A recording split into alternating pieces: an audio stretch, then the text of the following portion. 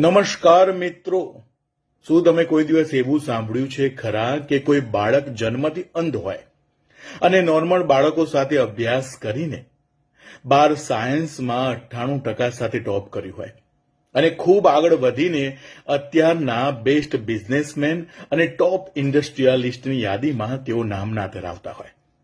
નથી સાંભળ્યું ને? હા, હું વાત કરું છું 1991ની આંધ્રપ્રદેશમાં મછલીપટ્ટનમમાં આવેલા સીતારામપુરમ નામના નાનકડા ગામની. તેલુગુ ભાષી પરિવારમાં જન્મેલા શ્રીકાંત બોલ્લા નામના વ્યક્તિની. હમણાં જ તેઓની બાયોપિક રિલીઝ થઈ છે, જેનું નામ છે શ્રીકાંત, જેના લીડ એક્ટર તરીકે રાજકુમાર રાવે સુંદર અભિનય કર્યો છે. આજની યુવાન પેઢીએ આ ફિલ્મને જોવી ખૂબ જરૂરી છે.